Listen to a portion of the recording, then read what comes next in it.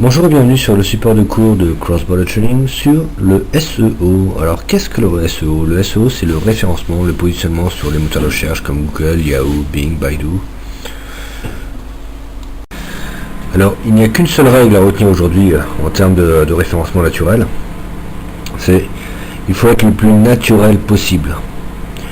Il faut vraiment que toutes les actions semblent ça ressemble à un humain. Il faut absolument pas que Google ait le moindre doute. S'il y a le moindre doute sur quelque chose, c'est mauvais signe. Et donc les vieilles techniques SEO comme soumettre dans 1000 annuaires, ça Google déteste. Aujourd'hui Google déteste vraiment. En 2009-2010, Google promettait de faire la chasse au SEO. Là, il est clairement entré dedans et il tue toute démarche SEO. Toute personne qui commence à faire du référencement naturel sur son site, s'il fait ça de manière voyante, il va se faire déglinguer.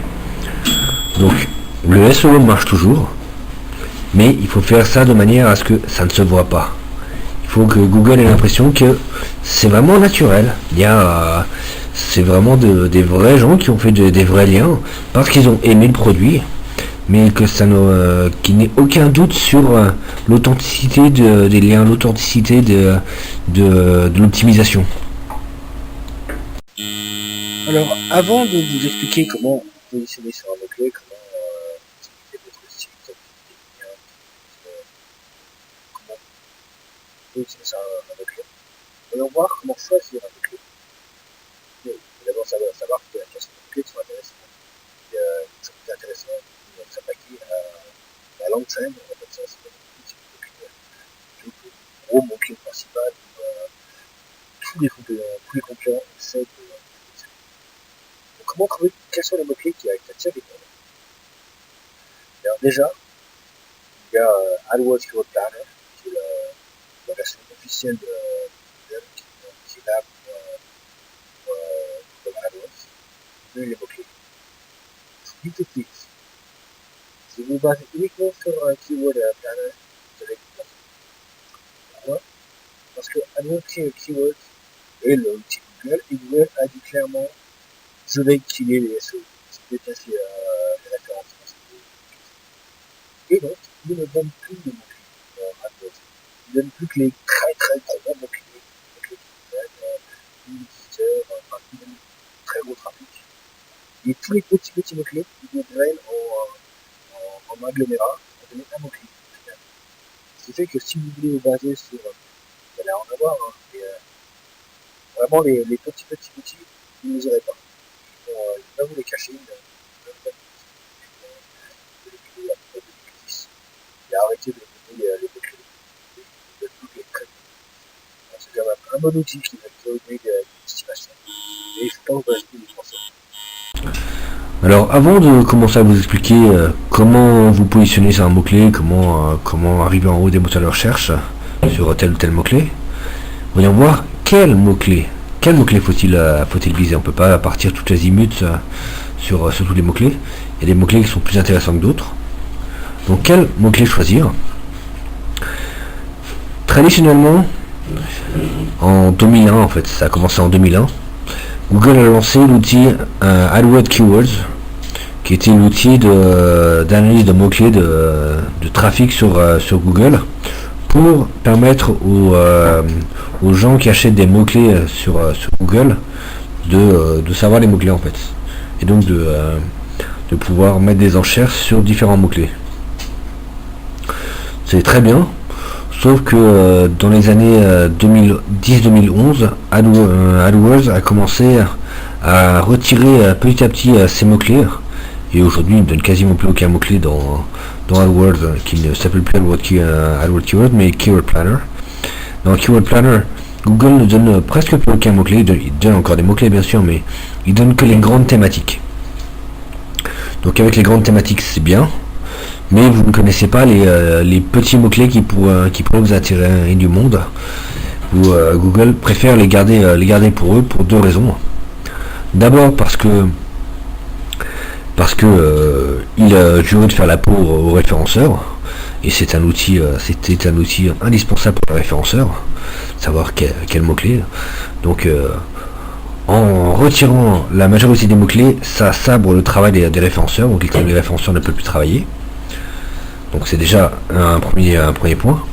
Deuxième point, le fait de centrer les mots-clés et de donner que les grandes catégories, que les grands thèmes, ça fait que les gens ne peuvent plus enchérir sur les petits mots-clés. Avant, si on vendait des chaussures, on pouvait trouver tous les mots-clés pas très tapés, mais pas très tapés, et enchérir à 5 centimes dessus. Bon, 5 centimes par-ci, par 5 centimes par-là, ça va pas très loin, et ça finit quand même par ramener beaucoup de monde.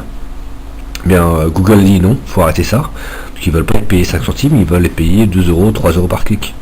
Donc maintenant c'est achat de chaussures, vente de chaussures, c'est les gros mots-clés, mais tous les petits mots-clés sont retirés pour que les gens n'aient qu'un choix très limité de mots, et donc qu'ils se battent au clic, qu'ils se battent aux enchères à du 2$ le clic, 3$ le clic, des fois ça peut aller jusqu'à 10$ le clic, ça va très très haut, et donc l'outil traditionnel qui était AdWords Keywords n'est plus vraiment fiable comme outil.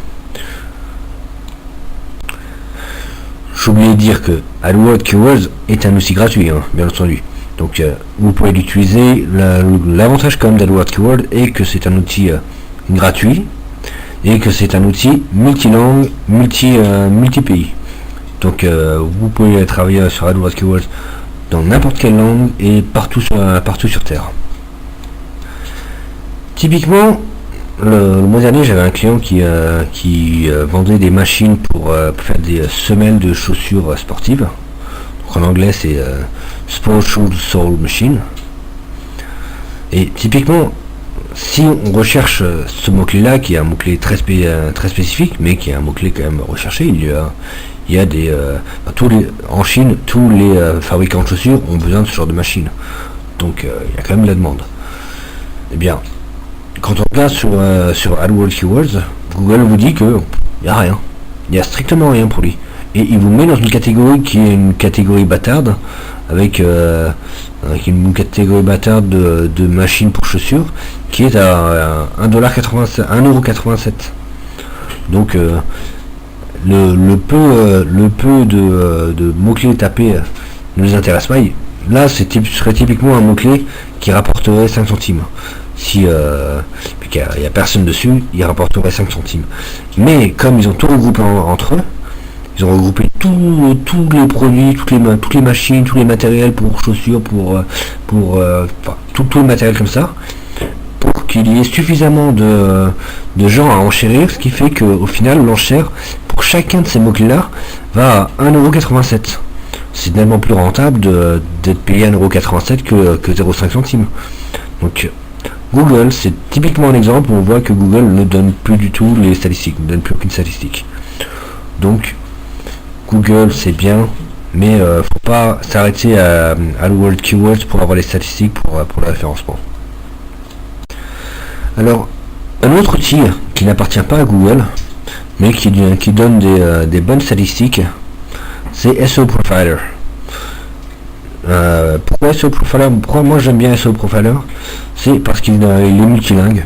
Il fonctionne, il vous donne des statistiques, de très bonnes statistiques sur tout ce qui se passe, et il est multilingue. Vous l'avez dans, je sais plus combien il y a de langues, mais il doit au moins y en avoir une quinzaine. Donc les principales langues y sont. Ça analyse le trafic dans presque toutes les langues. C'est un outil payant, mais vous avez un mois d'essai si je me rappelle. Donc pendant un mois vous pouvez tester complètement, et à la fin du mois à la limite vous pouvez recréer un deuxième compte et continuer. Bon, je vous ai parlé d'AdWords, je vous ai parlé de SEO Profiler, je vais vous parler d'un autre outil gratuit qui appartient à Google, qui vous donne, il va pas vous donner les vraies statistiques, mais il va vous montrer les mots-clés qui sont tapés par les gens. En fait c'est tout simple, c'est le Google Suggest. Quand vous tapez quelque chose sur Google, automatiquement Google va vous proposer des mots-clés que d'autres personnes ont tapé. Et donc c'est tout simplement les statistiques. c'est ni plus ni moins les anciennes statistiques d'AdWords en 2011, enfin en 2010, quand ils n'avaient pas encore commencé à sabrer les mots-clés. Donc là, vous retrouvez tous les mots-clés que tout le monde tape, les vraies statistiques. Il n'y a pas le numéro à côté. Vous ne savez pas, bon là-dessus il y a 450 personnes par mois qui le tapent, vous n'avez pas ça. Mais au moins vous avez des vrais mots-clés, vous savez, par ordre d'arrivée, vous savez le trafic. Donc vous pouvez réestimer par ordre d'arrivée le trafic des mots-clés qui sont tapés, et ça fait vraiment des tout petits mots-clés, comme ça vous pouvez retrouver les mots-clés intéressants. Alors, maintenant que nous avons vu comment sélectionner des mots-clés, comment trouver les bons mots-clés, vous pouvez voir comment optimiser cela. Donc, première chose, première règle, soyez naturel. Je l'ai dit, je le répète. Soyez le plus naturel possible. Ne suroptimisez pas vos pages. Ne jouez pas au bourrin, ne collez pas votre mot-clé partout. Surtout pas. Alors, première chose, le titre. Le titre, c'est ce qui est le plus important. Le title, c'est le titre pour les moteurs de recherche, et c'est ce qui ressort en haut dans le header de votre navigateur. Le title, la balise title. Vous faites une balise title le plus court possible. Vous essayez de faire une phrase quand même, mais la plus courte possible, ou un slogan, mais le plus court possible qui inclut vos mots-clés. Le deuxième titre, le titre principal de la page, mais qui n'est pas le titre pour les meta tags, donc le H1. Vous faites une autre phrase, la plus courte possible aussi, mais différente du title. Pas le même, deux différentes, qui inclut encore vos mots-clés, votre expression. Et après, dans la page, vous pouvez répéter 2 fois, 3 fois votre mot-clé. Bon, si c'est sûr, si c'est un article de 5000 mots, bon, vous allez pouvoir le répéter plus souvent, mais dans une page normale, 2 fois, 3 fois, ça va. C'est pas la peine de faire plus. Google aura compris. Avec déjà le title et le H1, il a compris. Après, c'est pas la peine de répéter. Si vous répétez trop, ça va faire soit optimisation, ça va être louche. Google va pas aimer. Alors, comment éviter le duplicate content? Maintenant, on va voir comment éviter le duplicate content. Sachant que, bon, si vous avez fait du copier-coller d'un concurrent, c'est sûr, vous avez du contenu dupliqué, c'est pas unique. Vous avez copié-collé. Mais même si vous avez rédigé vous-même votre contenu, le problème est qu'un concurrent a pu reprendre votre contenu. Donc, il ne faut pas que votre contenu soit copié ailleurs. Et même si c'est pas vous qui l'avez copié, c'est quelqu'un qui vous l'a piqué, eh bien, c'est pas bon. Il faut qu'il soit unique. Pour voir si quelqu'un a piqué votre contenu, ou pour voir si même vous avez fait du contenu dupliqué sur votre site ou ailleurs, vous pouvez utiliser l'outil Copyscape. C'est un outil, il est gratuit pour, je ne sais plus combien de requêtes, mais vous pouvez quand même y aller. Vous pouvez faire beaucoup de requêtes avant que le système ne vous l'interdise. Donc vous pouvez bien scanner votre site pour voir tout le contenu qui est dupliqué. Il va vous indiquer exactement, il va surligner tous les éléments qui ne sont pas bons. Et là, vous pourrez alors le corriger tout simplement. Alors pour le link building, aujourd'hui, il faut vraiment faire du lien à partir de plateformes dont Google a une confiance absolue. Google a une confiance absolue en YouTube, ça lui appartient, il peut voir tout ce qui se passe, il sait qui se balade, il sait quels sont les humains, quels sont les robots, il sait tout dessus. Donc, quand un humain, un vrai humain qui a un historique de 10 ans sur son compte Google, vient et publie un lien sur YouTube, Google sait que c'est un humain. Il sait que c'est un vrai lien, il a une confiance absolue envers ce lien. Pareil sur Google+. Google sait tout sur vous. Google a accès à votre messagerie, a accès à absolument tout sur vous. Il sait quand vous êtes un humain ou quand vous êtes une machine. Et donc, quand en tant qu'humain vous publiez avec votre compte perso un lien sur Google+, Google le sait. Google sait que c'est une vraie personne, il sait où est-ce qu'elle se trouve, où est-ce qu'elle habite, il connaît son réseau relationnel, il sait tout. Donc il va vous faire confiance parce qu'il sait que vous êtes un vrai humain. Par contre, si c'est une machine, il va le savoir tout de suite. Ça, il va le savoir tout de suite. Wikipédia, c'est pareil. Wikipédia, il y a une grande confiance en Wikipédia parce que Wikipédia a plus de 5000 administrateurs. Si jamais vous venez faire une publicité sur Wikipédia, vous mettez un lien publicitaire sur Wikipédia, votre lien publicitaire ne tiendra pas 30 secondes. En moins de 30 secondes, vous allez avoir un administrateur qui va vous avoir dégagé. Donc, tout ce qui est sur Wikipédia, Google a une confiance absolue. Si vous voulez aller sur des réseaux qui sont ni YouTube, ni Google+, ni Wikipédia, vous embêtez pas. Au minimum, vous prenez des pages rank 1, des pages avec des pages rank 1, ou alors le faites pas parce que soit ça fera strictement rien, ça changera rien, soit ça va vous pénaliser. Bon, avant de vous pénaliser, il faut quand même que vous en fassiez beaucoup. Mais si vous faites par exemple 300 liens, c'est déjà pénalisant. Ça commence à être pénalisant. Je dis 300 liens, mais je sais qu'il y a des gens qui font 5000, 10 000 liens. Hein. Bon là, 10 000 liens, vous allez vous faire... vous êtes mort. Mais c'était comme ça avant. Avant, on y allait comme des bourrins et puis on prenait des logiciels de soumission automatique. J'en ai fait pendant longtemps, ça a marché pendant des années. Mais aujourd'hui, ça marche plus du tout. Pas de lien automatique. Si vous voulez savoir le page rank d'une page, vous ne savez pas ce qu'est le page rank c'est l'outil qui permet c'est le PR, permet de donner l'estimation d'une page, la valeur d'une page aux yeux de Google. Donc vous tapez sur Google PageRank plugin Mozilla et vous allez avoir tout de suite l'outil de PageRank de Google, de Mozilla. Donc un autre outil que dont Google a une confiance absolue, c'est Google Chrome. Pourquoi? Parce que Google Chrome, c'est le navigateur de Google. Google Chrome, sa fonction première, c'est de vous espionner. Hein. C'est la première fonction de Google, de Google Chrome, c'est espionner l'utilisateur. Donc quand ils vous espionnent, ils savent tout ce que vous faites. Et donc si vous allez sur votre site et vous cliquez sur l'icône favori, en haut à droite la petite toile, automatiquement ça va proposer le site dans vos favoris. Là, Google est immédiatement informé que vous aimez ce site et même si pour vous ça reste sur votre machine, en réalité Google le sait tout de suite. Donc vous envoyez un petit mail à une centaine de vos amis et vous leur dites s'il vous plaît allez sur Google Chrome, cliquez sur mon site et mettez mon site dans vos favoris. Ça fait une centaine de personnes qui via Google Chrome le font. Google votre site va tout de suite prendre un bon gros coup sur Google, il va passer en avant, il va prendre beaucoup de place, beaucoup de position. Vous leur demandez en même temps, faites une publication sur Google+, et faites un Google+ like, alors là votre site va monter en flèche. C'est une petite technique toute simple, hein. Vous envoyez juste un email à vos amis, vous envoyez une centaine de personnes qui vous connaissent bien, ils vont pour 20%, ils vont accepter de le faire, ça leur prendra 10 secondes, et vous, ça va vous donner un vrai coup de boost.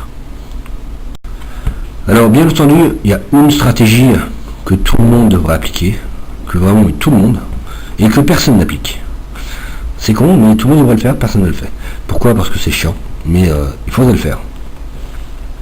La stratégie est, ça marche uniquement pour les plateformes commerciales. Quand vous vendez des produits, vous vendez des caméras, vous vendez du matériel en fait, vous avez une boutique en ligne, bien, vous allez sur toutes les plateformes commerciales, Taobao, eBay, Amazon Japan, AliExpress, Le Bon Coin, toutes les plateformes quoi. Et vous mettez en vente vos produits sur les plateformes. Quand vous mettez en vente vos produits sur les plateformes, vous faites un lien dans la description qui pointe vers votre site. Vous avez, si vous avez une centaine de produits et que vous fassiez une centaine de publications sur une centaine de plateformes de ces 100 super puissantes plateformes, ça va vous faire 10 000 liens de très haute qualité. Donc Google a une confiance absolue. Et la plupart de ces plateformes sont gratuites. Hein. Elles sont gratuites pour la première publication, elles sont gratuites pour les enchères, elles ont un mode gratuit pour la plupart. Donc profitez-en, publiez, ça vous fait des liens de haute qualité et Google ne vous dira jamais vous êtes un spammer parce que vous êtes allé sur eBay. Hein. Non, vous êtes allé sur eBay parce que vous voulez vendre, c'est naturel. Tout à fait naturel qu'un vendeur aille vendre sur eBay. C'est pas naturel qu'un vendeur aille sur... si, c'est naturel qu'il aille sur un annuaire parce qu'il veut spammer.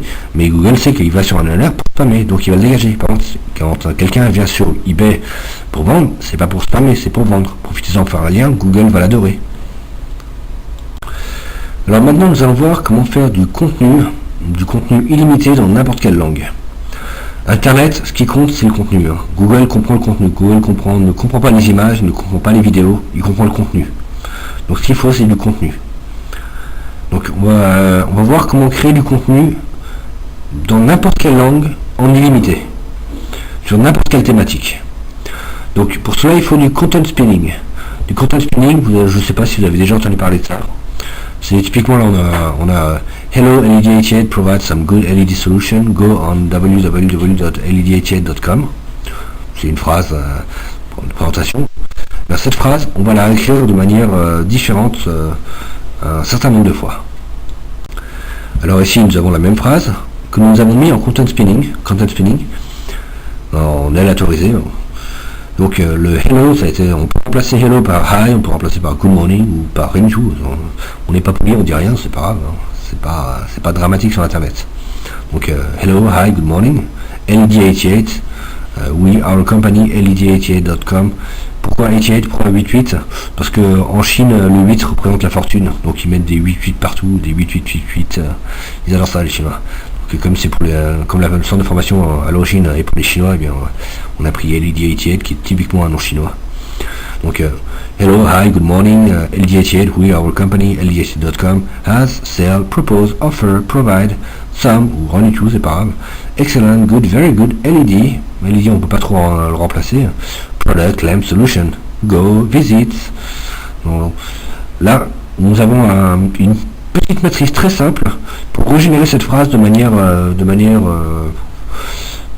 c'est pas illimité là, c'est assez limité, mais on peut la régénérer une bonne quarantaine de fois.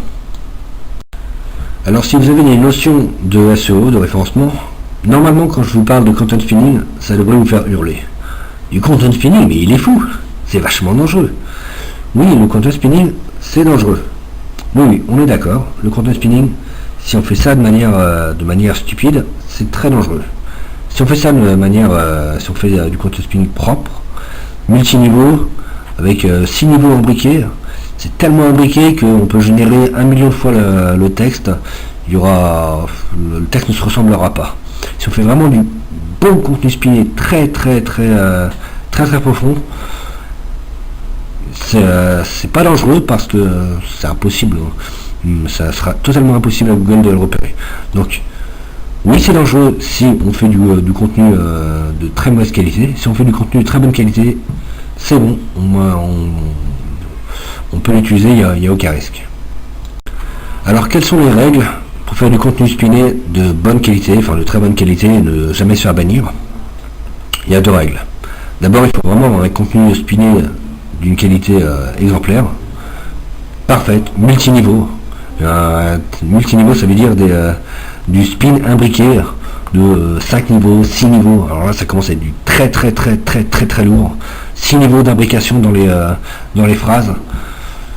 Vous pouvez générer la matrice 1 million de fois. Le contenu sera toujours très différent à chaque fois. Donc ça, c'est la première règle. Deuxième règle, Google ne va pas repérer que le contenu est généré. Si vous avez fait une bonne matrice de bonne qualité, Google ne repérera pas que c'est du contenu généré. Il va peut-être repérer des fautes d'orthographe si vous avez fait des erreurs, si vous êtes trompé dans la matrice de temps en temps, mais des fautes d'orthographe, tout le monde en fait. C'est pas parce qu'il y a une faute d'orthographe que c'est une machine qui a généré le contenu. C'est une faute d'orthographe parce qu'on a fait une faute d'orthographe, c'est tout. Donc une faute d'orthographe. Et une bonne matrice de content spinning n'a pas de faute d'orthographe. Hein. Normalement, on n'en fait pas, mais bon, ça peut arriver qu'il y en ait. Donc voilà. Première chose, un contenu spiné multiniveau de très haute qualité, et surtout ne pas utiliser l'outil de soumission automatique. Ne pas utiliser Magic Submitter, qui est très mauvais au passage. Ne pas utiliser Senuc, ne pas utiliser SummitWolf, ne pas utiliser Trillian, il y a tout un tas de solutions. Si vous avez commencé à regarder sur internet des logiciels de soumission automatique, sachez qu'il ne faut en prendre aucun. Il n'y en a pas un seul n'en prenez aucun. Pourquoi? Parce que dans le meilleur des cas, si vous en avez un très bon qui ne fera pas d'erreur, ce qui n'est pas le cas hein, pour l'instant d'ailleurs, j'en ai pas encore vu qui ne fasse pas d'erreur. Il y en a plein qui font des monstrueuses. Mais si vous prenez un logiciel qui ne fait aucune erreur, ce que je n'ai jamais encore vu, eh bien, dans le meilleur des cas, il va vous publier vos contenus dans 1000 blogs, 1000 plateformes, tout azimut. Et ces 1000 plateformes sont ouvertes aux autres Magic Submitters, aux autres CNUC, dans lesquels les 5000 messages auparavant étaient du spam et les 5000 messages qui vont passer après sont du spam. Donc Google voit 5000 messages de spam, vous 5000 autres messages de spam, et il voit ça sur 5000 plateformes différentes. Même si votre contenu est d'une qualité exemplaire et qu'il n'y a vraiment aucune erreur dans le contenu, Google va dire bon bah c'est simple, sur 5000 plateformes vous êtes au milieu de 5000 spammers. Vous êtes un spammer qui a fait un bon travail parce que sa matrice de speed est vraiment indétectable. Mais vous êtes quand même un spammer. Donc n'utilisez pas des outils de soumission automatique car dans tous les cas vous allez vous faire griller.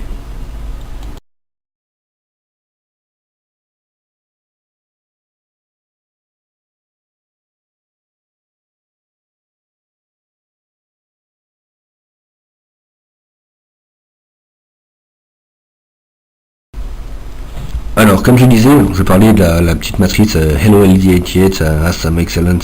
Bon, cette matrice, ça vaut rien. Celle-ci aurait été correcte en 2008-2009. Nous sommes en 2015. Aujourd'hui, ça vaut strictement rien, cette matrice. C'est une matrice à niveau 1. Il y a juste décrocher les pipes. Donc si vous utilisez ça, vous allez vous faire griller immédiatement. Enfin, vous n'allez pas faire griller immédiatement, mais vous allez faire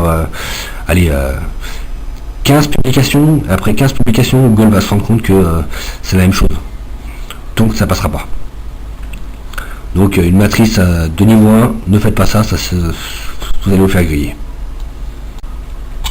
Donc comme je disais, il faut une matrice multiniveau. Donc là j'ai pris un texte, blablabla. Vous voyez les pipes et les crochets. Vous avez différents. Les imbrications, c'est ça. À l'intérieur d'une imbrication, vous avez des imbrications qui donnent d'autres imbrications pour avoir une espèce de malaxage complet du système. Plus on rentre profondément dans le malaxage, plus à la génération, le texte est complètement différent.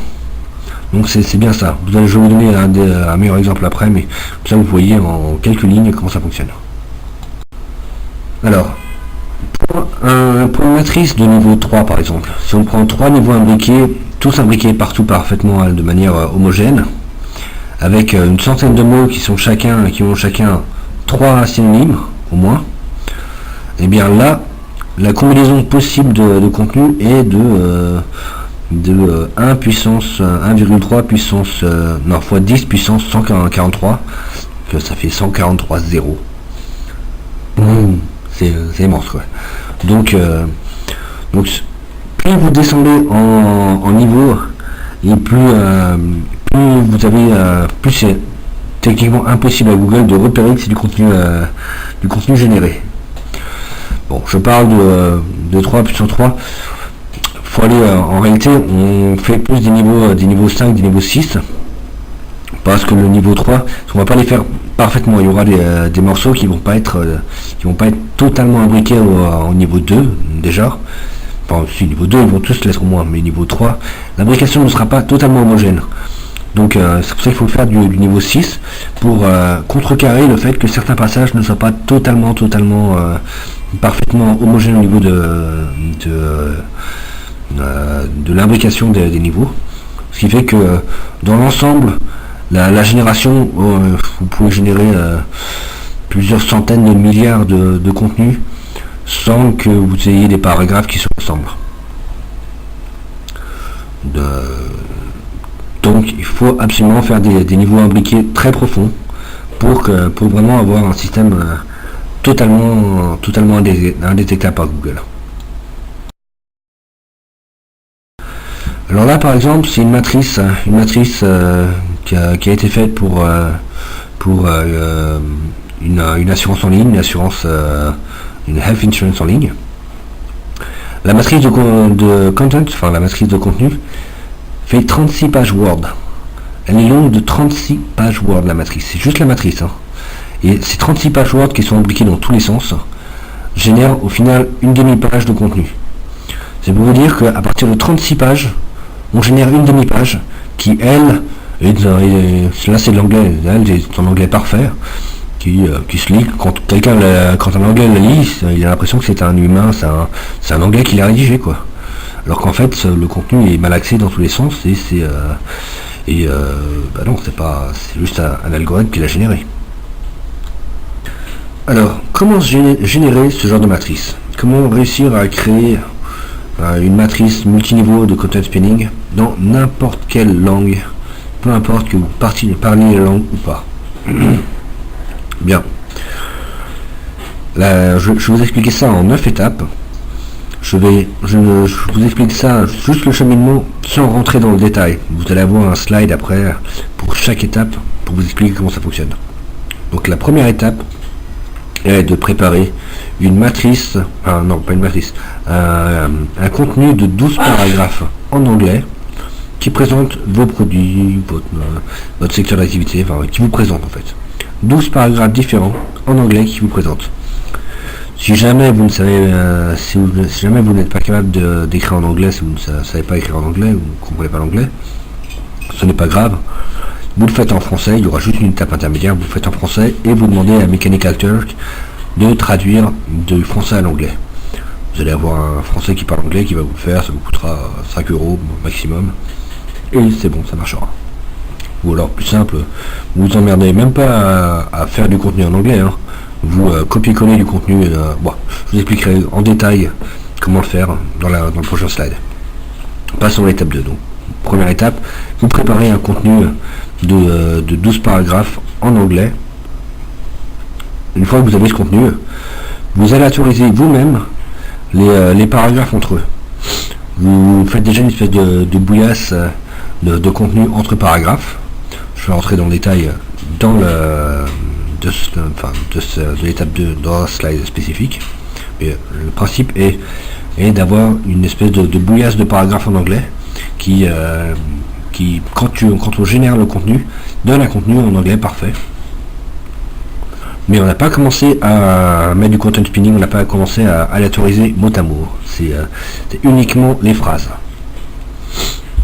L'étape 3 est de tester votre structure. Vous avez fait déjà une structure de content spinning au niveau des paragraphes et des phrases. Vous devez tester pour voir si votre matrice n'est pas complètement erronée, si vous n'êtes pas planté quelque part, vous n'avez pas oublié une accolade, ou vous n'êtes pas trompé dans la notation quelque part. Donc vous testez. Donc, vous allez avoir un outil testor, testor.php, qui vous indiquera s'il y a une erreur. S'il y a une erreur, il vous indiquera où se trouve l'erreur. Donc une fois que c'est bon, vous avez une matrice opérationnelle, vous pouvez faire traduire votre matrice sur Mechanical Turk. Donc sur Mechanical Turk, vous voulez traduire ça en russe, vous demandez à un russe de traduire votre matrice, vos paragraphes déjà à moitié aléatorisés en russe et de garder bien sûr la structure. Étape 5, vous vérifiez le travail de ce traducteur. Le traducteur, il est comme vous, il n'a jamais fait ça auparavant, donc traduire un texte de l'anglais au russe, il n'y a pas de problème, il sait faire. Par contre, traduire un texte et garder la structure, il peut avoir fait une couille quelque part et casser la structure. Donc vous retestez la structure, juste pour vérifier qu'il n'a pas cassé. Ça fonctionne, c'est parfait, on continue. Si ça ne fonctionne pas, vous corrigez, c'est pas très compliqué de corriger. Alors, au pire, vous utilisez Google Traduction pour vérifier où est-ce que ça bug, pour le corriger. Vous avez la version en anglais sous les yeux, vous avez la version russe sous les yeux, vous comprenez peut-être pas le russe, mais comme le testeur va vous indiquer où est-ce que ça plante, si vous avez besoin d'un peu peaufiner pour comprendre ce que c'est en russe, vous utilisez Google Traduction pour l'avoir en français, là vous allez comprendre. Et donc vous pouvez corriger la matrice.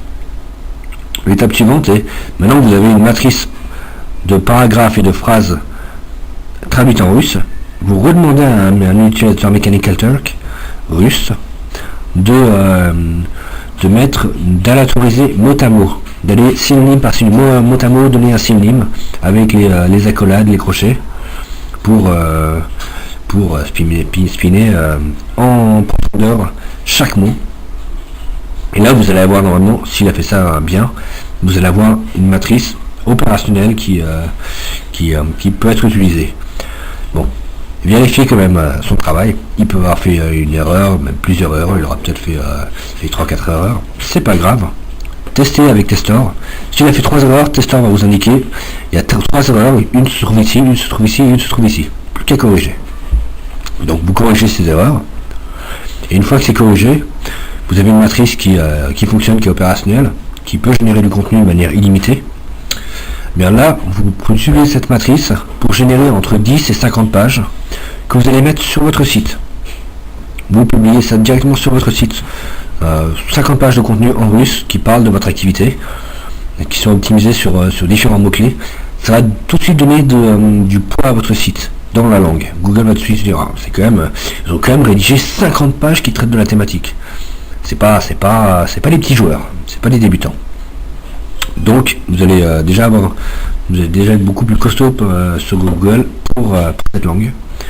Et après, via Mechanical Turk, c'est une plateforme de travailleurs. Vous pouvez leur faire tout ce que vous voulez.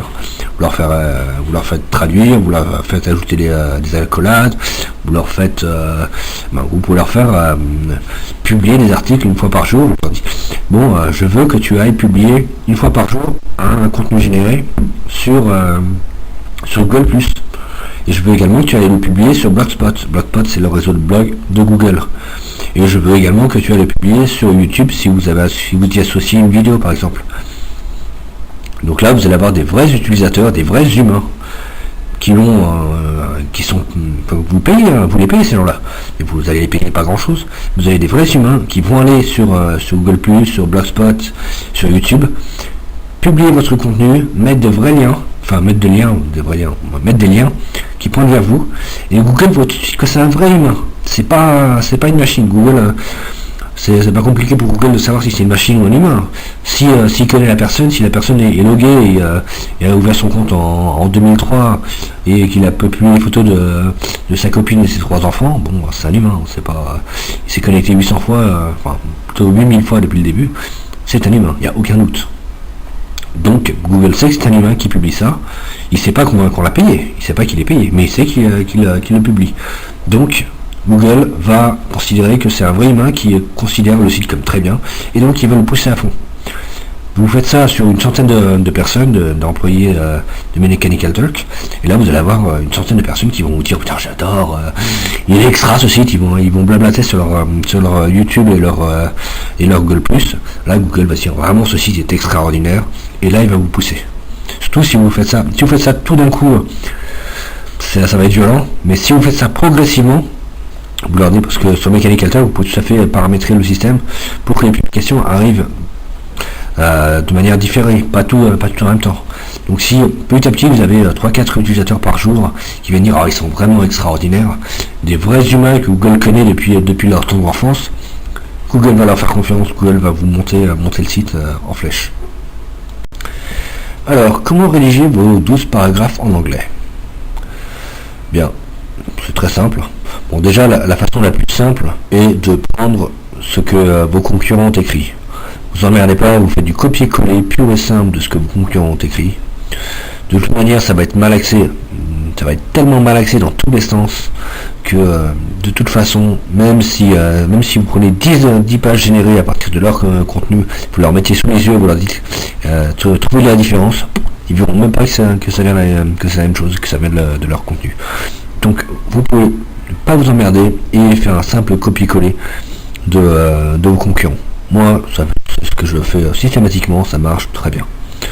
Et personne ne m'a jamais rien dit, parce que de toute façon, même si on leur présente, même si on leur présentait devant eux une dizaine de générations, on leur disait, voilà, est-ce que ce texte lit quelque chose?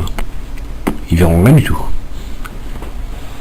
Mais bon, si jamais vous le rédigez, comment rédiger ça? Eh bien, il faut trouver 12 paragraphes qui ont des sujets qui parlent de vos produits, qui parlent de votre service, de votre site, mais qui ne soient pas reliés les uns aux autres. Il faut surtout que vos paragraphes ne soient pas reliés, il n'y ait pas de lien de l'un à l'autre, ce qui fait qu'on peut les malaxer, les mettre au hasard, les faire passer soit le premier, soit le deuxième, soit le cinquième, soit le septième. De cette manière, on pourra régénérer du contenu sans que les paragraphes aient un lien. Donc, Comment faire ça? Eh bien, vous connaissez le QQC, c'est occupé. Donc, le qui, quoi, comment, combien, où, quand, pourquoi. Voilà, toutes les questions qu'il faut se poser. Vous pouvez aussi rajouter des témoignages, vous pouvez aussi parler du prix, des offres promotionnelles, etc. Mais vous devez trouver 12 paragraphes, vous devez sortir 12 paragraphes en anglais ou en français que vous faites traduire en anglais. Donc 12 paragraphes en anglais, différents, et qui ne sont pas liés les uns aux autres. Alors voilà, là nous avons 12 paragraphes. Comment est-ce qu'on va les aléatoriser? Bon, la codification que vous avez sur les yeux n'est pas la vraie codification, n'est pas celle qu'il faut utiliser, mais elle va vous permettre de comprendre. Donc là nous avons le paragraphe 1, le paragraphe 2, le paragraphe 3. Ce qui veut dire, nous allons prendre au hasard soit le paragraphe 1, soit le paragraphe 2, soit le paragraphe 3. Puis ensuite, nous allons prendre au hasard soit le paragraphe 4, soit le paragraphe 5, soit le paragraphe 6. Puis nous allons prendre au hasard soit le paragraphe 7, soit le paragraphe 8, soit le paragraphe 9. Puis au hasard soit le paragraphe 10, soit le paragraphe 11, soit le paragraphe 12. Tout ça pour générer une page après. N'oubliez pas, le but final, c'est de générer du contenu. Alors voici la codification que je préconise. Ce n'est pas des accolades, ce n'est pas des pipes, c'est des gros crochets zéro. C'est des gros crochets numéro. Donc ça va être crochet ouvrant 0, crochet ouvrant, ce qui veut dire accolade ouvrante. Crochet fermant 0, crochet ouvrant, ce qui veut dire pipe. Pipe, qu'est-ce qu'un pipe? C'est le nom de la barre verticale que vous avez sur votre clavier. Il se trouve juste au-dessus du Enter en fait. Vous appuyez sur Shift et cette touche, et ça vous fait, enfin ça dépend du clavier en fait, mais sur mon clavier c'est Shift et la touche juste au-dessus du Enter, c'est le pipe, c'est la barre verticale. Ben là le pipe, c'est le crochet fermant 0, crochet ouvrant. Vous répétez, et pour fermer l'accolade fermant, c'est crochet fermant 0, crochet fermant. Donc tout ça, là c'est pour les paragraphes. Après, quand vous serez à l'intérieur des paragraphes, vous pourrez faire des crochets 1 ouvrant, crochet, vous gardez la même qualification, mais vous faites des niveaux niveau 0, niveau 1, niveau 2, niveau 3, niveau 4. Vous faites ça comme ça. Pourquoi est-ce qu'il faut absolument utiliser cette codification et non pas les accolades traditionnelles du content spinning? Parce que quand vous aurez votre content spinning avec si vous faites tout votre content spinning avec des accolades normales et des pipes normaux, vous avez une erreur quelque part. C'est impossible de trouver l'erreur. Techniquement vous avez 36 pages de contenu, vous avez une accolade qui est portée quelque part.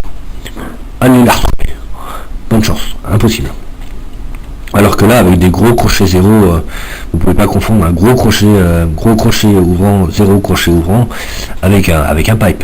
C'est totalement différent. Vous pouvez pas confondre un gros crochet ouvrant 0 crochet ouvrant avec un crochet ouvrant 3, avec un numéro différent. Donc le fait d'utiliser cette codification, à l'œil nu, la moindre erreur, ça saute aux yeux. Il peut pas y avoir d'erreur. Alors que c'est vrai que si vous faites des accolades, vous allez être totalement perdu. Alors, maintenant que vous avez vos paragraphes qui sont aléatorisés entre eux, il faut rentrer phrase par phrase. Il faut analyser phrase par phrase. Est-ce que cette phrase est indispensable? Est-ce que si jamais je la retire, est-ce que le paragraphe perd complètement son sens? Est-ce que ça ne veut plus rien dire du tout? Si oui, si ça ne veut plus rien dire du tout, alors il ne faut pas l'aléatoriser. Il faut qu'elle soit là tout le temps. Si en retirant la phrase, le paragraphe perd un petit peu de sens, perd un peu de contenu informatif, mais garde son sens principal, eh bien vous pouvez l'aléatoriser. C'est que la phrase n'est pas indispensable. Donc vous pouvez l'aléatoriser. C'est ça le cheminement intellectuel à faire pour chacune des phrases. Est-ce que cette phrase est indispensable? Si je la retire, est-ce que tout plante, est-ce que plus rien ne peut rien dire? Alors prenons un exemple, je suis désolé, c'est un exemple anglais, ça reste des supports de cours qui ont été faits pour les Chinois, ils ont été faits en anglais. Donc prenons l'exemple de l'assurance santé.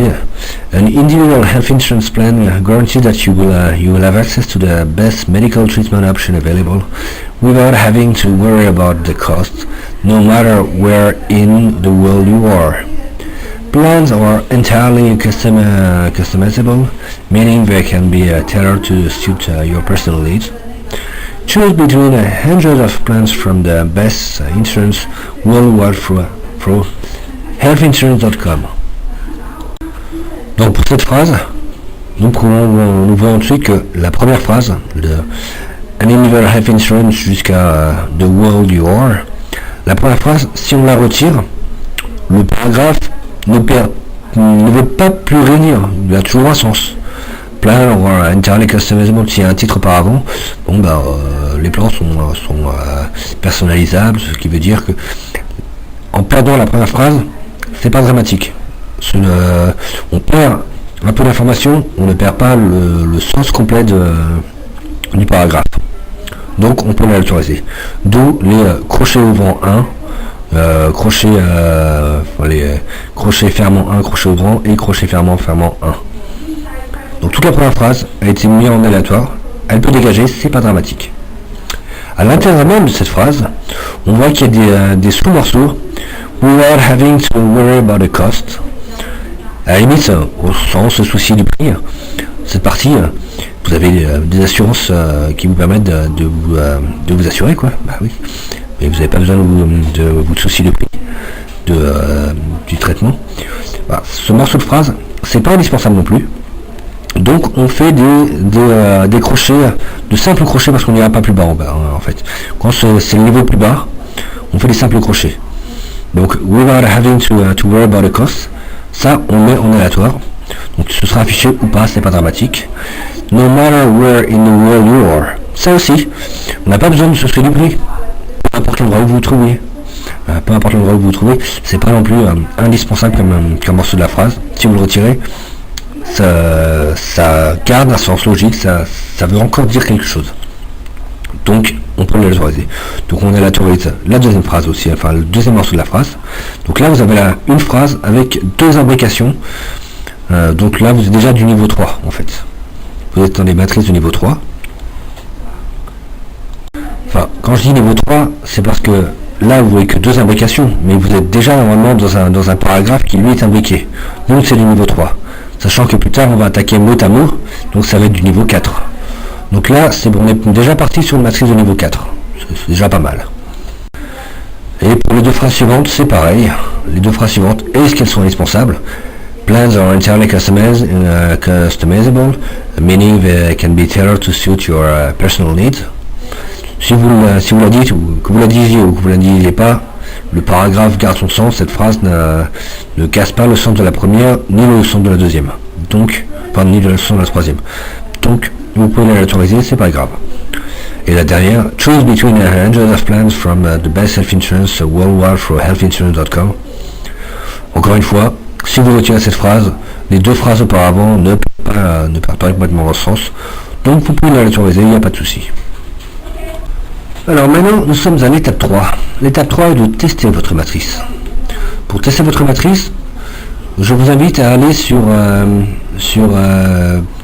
ping.crossbordertraining.com/spinner/testerdichotomie.php ou vous pouvez aller sur ping.crossbordertraining.com/spinner/spinner.zip.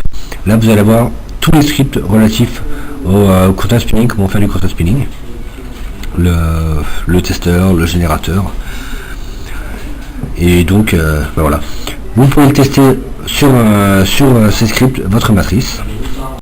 Alors là nous sommes sur le testeur, donc vous copiez-collez vos paragraphes en anglais avec la structure, vous testez, et là vous voyez en dessous vous avez l'analyse de la matrice, et il y a une bonne nouvelle, il n'y a aucune erreur. Le seul problème qu'il y a est votre ratio de similitude qui est trop important, qui est à 73% là, et 73% c'est trop important, c'est pas accepté. C'est normal, 73% c'est tout à fait normal que vous soyez à un énorme ratio de similitude, parce que vous n'avez pas encore commencé à faire le content spinning mot à mot. Le fait de ne pas avoir fait le content spinning mot à mot, forcément votre ratio est à chier, parce qu'il en manque, parce que vous n'avez pas fait le travail, quoi. Vous avez juste la matrice de départ sans le content spinning mot à mot, donc le ratio est à chier. Mais il n'y a pas d'erreur structurelle, c'est ça le plus important, la structure fonctionne. Donc comme la structure fonctionne, c'est cool, vous pouvez continuer. Vous pouvez maintenant aller demander à Mechanical Turk de faire traduire vos paragraphes dans la langue qui vous intéresse. Nous voici donc à l'étape 4. L'étape 4 est de faire traduire votre matrice de paragraphes dans la langue qui vous intéresse, en russe, en italien, en allemand, dans la langue qui vous intéresse, par Mechanical Turk. Donc attention, vous demandez à Mechanical Turk de traduire vos paragraphes, vous leur spécifiez bien en énorme, vous écrivez ça en énorme, je veux que vous gardiez la structure, vous gardez bien les crochets, c'est très important. Sinon, si vous ne le dites pas, ils vont probablement l'effacer, ils vont pas comprendre ce que c'est, ils vont les détruire. Vous écrivez en énorme, gardez bien la structure, et là ils vont la garder. Donc quand ils vont garder la structure, eh bien ils vont traduire tout, ils vont envoyer ça et vous aurez directement votre texte en russe correct, plus qu'à vérifier, pas de traduire. Alors pour ceux qui n'ont pas suivi les leçons précédentes sur comment utiliser Mechanical Turk, ils ne savent même pas ce qu'est Mechanical Turk. Mechanical Turk est une plateforme de travailleurs mondiale. C'est une plateforme où vous pouvez demander des travailleurs n'importe où sur Terre. Vous pouvez demander à des Pakistanais si vous voulez, vous pouvez demander à des Indiens, vous pouvez demander à des Tchèques, vous pouvez demander à des Roumains, vous pouvez demander à des Arabes, vous pouvez même demander à des Américains, vous pouvez demander à n'importe qui. Vous pouvez cibler un pays, vous demandez je veux des gens de ce pays qui parlent telle langue, de me faire telle tâche. Vous pouvez leur demander n'importe quelle tâche. Vous mettez une reward, donc vous mettez un prix, vous faites ça, je vous paye. Et en fait vous avez déjà mis un crédit chez Mechanical Turk, donc ils sont sûrs d'être payés parce que si jamais vous ne l'envoyez pas, Mechanical Turk va appuyer directement dans votre crédit pour les payer. Mais vous pouvez leur demander n'importe quelle tâche. Et donc vous pouvez leur demander de traduire, vous pouvez leur demander d'ajouter du contenu, des synonymes, vous pouvez leur demander tout ce que vous voulez en fait. Donc Mechanical Turk est une super plateforme pour ce genre de tâches en fait. Donc normalement cette étape, vous devez recevoir le contenu spiné, pas spiné, le contenu pré-spiné dans la langue de votre choix. Donc si vous voulez avoir du russe, vous devez avoir vos 12 paragraphes pré-spinés en russe. Et il n'y a plus qu'à le vérifier en fait, plus qu'à vérifier le travail. Donc de la même manière que vous avez vérifié votre matrice en anglais, vous vérifiez la matrice en russe. Donc vous la donnez à testeur-dichotomie.php. Et lui va vous indiquer si tout va bien, s'il n'indique que le ratio comme problème uniquement le ratio de similitude, c'est parfait. Le ratio de similitude, ça veut dire que ça n'a pas été spiné mot à mot. Le spinage mot à mot est mauvais. C'est normal, il n'a pas été commencé, donc il est mauvais, il est forcément mauvais. Mais la matrice est bonne.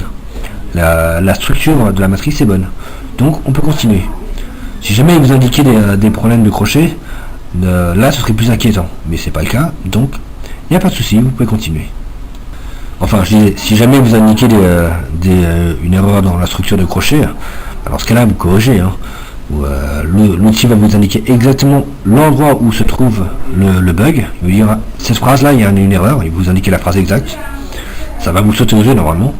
Et si ça vous saute pas aux yeux, c'est en russe, donc vous n'allez peut-être pas comprendre le sens. Donc vous traduisez la phrase avec Google Traduction ou en français. Et là, vous allez comprendre le sens de la phrase, vous allez voir les crochets autour. Normalement, ça devrait vous sauter aux yeux où est l'erreur. Donc une fois que vous avez corrigé l'erreur, là vous allez pouvoir passer à l'étape suivante parce que votre pré-matrice russe est bonne. Il n'y a pas d'erreur structurée dedans, ce qui est l'essentiel en fait. Donc voilà, maintenant vous avez juste à demander à un autre utilisateur Mechanical Turk, ou peut-être même le même, c'est pas grave, un utilisateur russe sur Mechanical Turk, de rajouter les accolades mot à mot, faire le spin mot à mot. Donc vous leur expliquez un peu comment ça fonctionne, vous leur donnez un exemple en anglais, et vous leur dites, vous faites la même chose, vous gardez bien la structure, très important, gardez bien la structure, et vous rajoutez les synonymes. Donc le russe va vous le faire, il est russe, il parle russe, il n'aura aucune difficulté à vous rajouter des synonymes. Donc il va vous le faire, il va vous le renvoyer.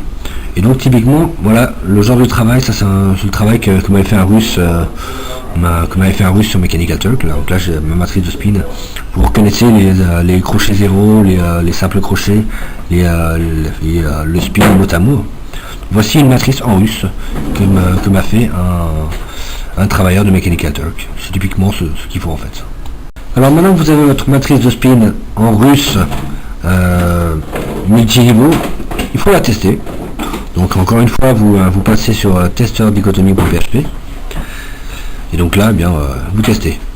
La matrice, s'il n'y a pas d'erreur, la matrice vous indiquera la matrice de Matrix of Constant Spinning is good.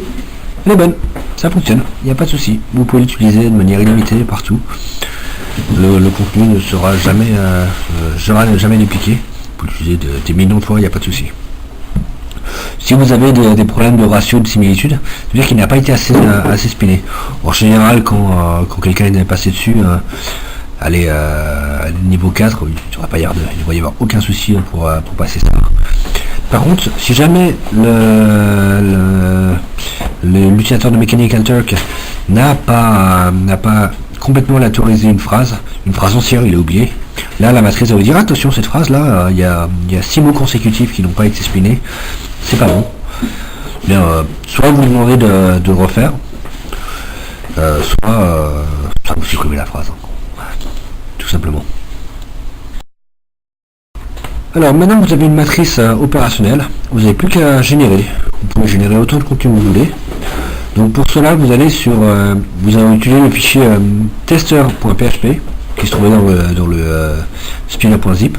Soit vous utilisez ce script, soit vous allez sur http://ping.crossbordertraining.com/spinner/tester.php.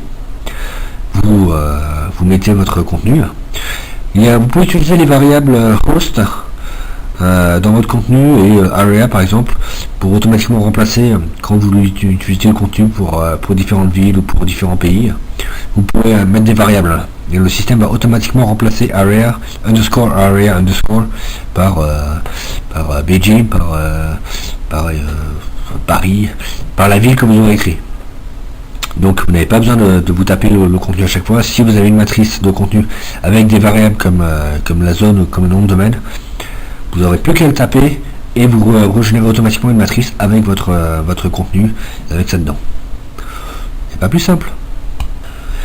Et voilà, donc là vous avez votre matrice de contenu qui peut générer autant de contenu que vous voulez dans la langue qui vous intéresse, et donc dans toutes les langues si vous voulez. Donc vous êtes capable de pondre du contenu. Si vous voulez écrire 1 million de pages sur la vente de chaussures en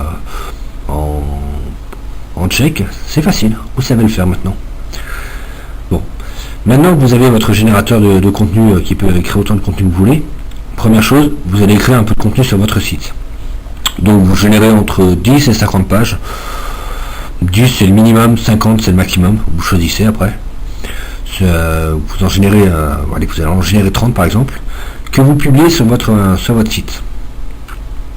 Vous publiez d'un coup. Si vous avez un WordPress, vous pouvez très bien publier que 10 pages. Publier 10 pages. Avec WordPress, il y a une fonction qui est extraordinaire là-dessus. C'est la publication préprogrammée. Et vous publiez donc un article, vous préprogrammez un article, une publication d'un article pour les 10 prochaines années. Un article différent tous les jours. Alors, ça va être trop compliqué pour les 10 prochaines années, mais ça va vous prendre trop de temps. Vous commencez à faire du copier-coller pendant 3 heures, les 3 prochaines heures, vous faites du copier-coller et vous préprogrammez la publication sur les 6 prochains mois. Au bout de 3 heures, vous en avez marre de faire ça, vous planifiez 1 heure où vous faites du copier-coller et vous ne passez plus de jour en jour, vous ne préparez plus une publication tous les jours, vous préparez une publication toutes les semaines. Et au bout de 4 heures, vous passez 10 minutes où vous préparez une publication tous les mois. Voilà. Donc au début, il va y avoir plein de publications tous les jours, après toutes les semaines, après tous les mois. Comme ça, en 4 heures de copier-coller, vous allez préparer votre publication sur les 10 prochaines années. Donc dans 10 ans, voilà, vous avez passé 4 heures sur votre machine à faire du copier-coller de contenu généré. les 10 prochaines années, votre WordPress va publier du contenu, publier du contenu frais. Et donc Google va dire waouh, vous avez une équipe rédactionnelle incroyable, vous devez avoir au moins 4 ou 5 journalistes qui écrivent à plein temps. Vous êtes vraiment costaud, hein, vous êtes un gros monstre, donc on va vous présenter, on va mettre devant. Ça marche très très bien. Je vous le garantis, c'est une technique qui marche très très bien. Alors maintenant, comment obtenir des bons liens à partir de ce contenu? Vous avez du contenu. Vous pouvez l'utiliser, hein, le contenu vous pouvez l'utiliser, il est suffisamment spiné, il y a tellement de niveaux que vous pouvez y aller. Google ne découvrira pas si du contenu spiné. Par contre, vous n'y allez surtout pas avec des outils de soumission automatique. Ça, Google, lui, il le saura. Il va pas savoir que c'est du contenu spiné, mais il va voir que ça a été publié en automatique par une machine. Et il va se douter que si ça a été publié en automatique par une machine, c'est du contenu spiné. Donc, pas de CNUC, pas de Magic Submitter, pas de SubmitWolf, pas d'outils comme ça. Rien. Aucun outil de soumission automatique. Vous allez devoir soumettre, il faut que ce soit un vrai humain. Vous pouvez payer des humains pour le faire. Payer des humains, il n'y a pas de problème. Ce sont les humains. Google fait la différence entre un humain et une machine. Donc, payez des humains, allez-y. N'employez surtout pas CNUC. Alors, comment obtenir des liens pratiquement illimités, des liens frais illimités sur des plateformes très propres comme Google+, Blogspot, YouTube, Dailymotion, Youku, toutes ces plateformes, comment obtenir des liens de haute qualité et à partir de vrais humains avec des adresses IP différentes et un historique que Google connaît parfaitement. Bien, c'est simple, il faut les payer. Vous allez sur Mechanical Turk et vous demandez au utilisateur de Mechanical Turk de faire du copier-coller de vos contenus avec un lien, de faire du copier-coller sur Blogspot, sur YouTube, vous rajouter une vidéo dans ce cas si c'est pour YouTube. Et attention, ça fait partie des tâches qui sont théoriquement interdites sur Mechanical Turk. Donc théoriquement, vous n'avez pas le droit. Dans les faits, les administrateurs sont anglais, les personnes qui vérifient sont anglais, donc vous écrivez ça en français, personne ne verra que dalle. C'est comme ça que je fais, ça marche à chaque fois. Si j'écris en anglais, je me fais bannir au bout de quelques heures. Bon, la tâche se fait arrêter. Si je continue, je risque de me faire bannir, donc je ne continue pas. Mais si je le fais en français, si je le fais en russe, si je le fais en italien, j'ai jamais eu de problème parce que les administrateurs sont anglais et ils comprennent juste pas quand on écrit en russe, quoi. Donc si on leur demande de faire du copier-coller sur Google+ en russe, les administrateurs anglais ne le voient pas et donc ne vous bannissent pas. Une autre solution très puissante est de contacter tous les webmasters liés à votre activité. Si vous vendez des chaussures de sport, c'est pas très compliqué de contacter par email tous les webmasters sans exception qui ont des sites internet avec le mot chaussures sport dans le domaine, ou sport shoes par exemple, et leur proposer de faire de l'échange de liens, de faire de l'affiliation, de faire des échanges d'articles. Donc tout cela, c'est une autre solution pour obtenir des liens. Si ça vous intéresse, je vous invite à lire des leçons. Il y a plusieurs leçons qui pourraient être relatives à ça, comme l'inspiration des pages jaunes, ou le support de cours sur comment obtenir des partenariats en ligne, et ainsi que les supports de cours sur comment contacter des millions de personnes par email, par fax, par SMS ou même par autodialer. Toutes ces leçons vont vous aider, entre autres, à contacter des webmasters pour leur proposer des échanges de liens ou des échanges d'articles.